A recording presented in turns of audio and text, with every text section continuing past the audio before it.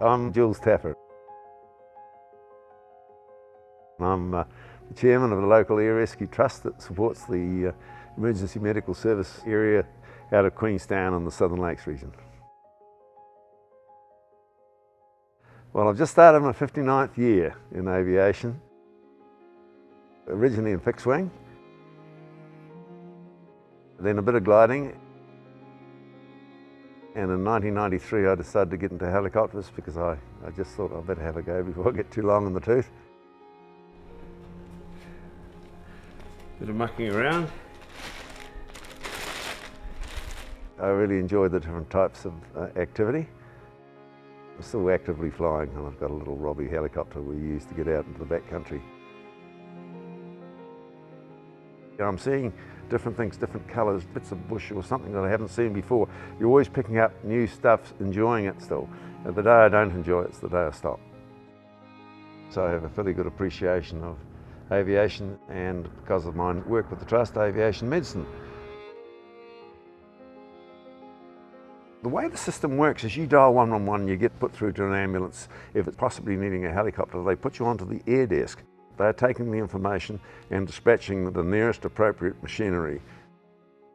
Here in Queenstown, we're getting a call-out rate of 3 to 5, 6 minutes from the time they get the information to being in the air, and that's fabulous.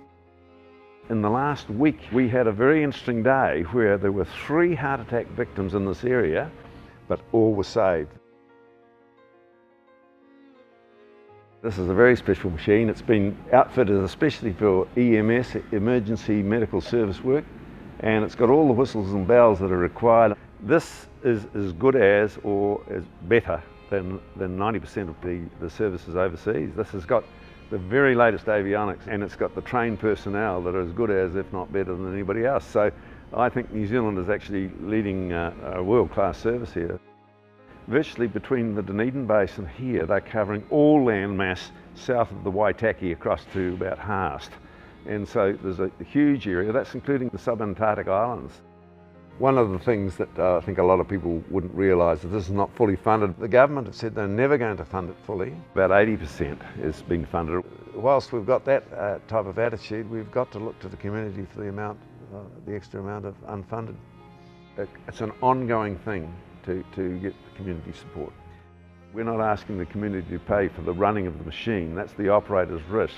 But there's an awful lot of specialist gear. This is not what we would like to have, it's what we believe is necessary to provide the level of care that's expected of people these days. In Queenstown, it's a small community, and having to raise in the order of around about $500,000 a year, unless we're doing that, we're going to go backwards. We can't afford to do that. As far as I'm concerned, this is an essential service. It's saved a lot of lives. You'd have to say that the air rescue movement in New Zealand, which has now evolved to quite a sophisticated level, was taken out of the equation. It would be a very retrograde step, it really would. It's a very interesting type of operation to be in.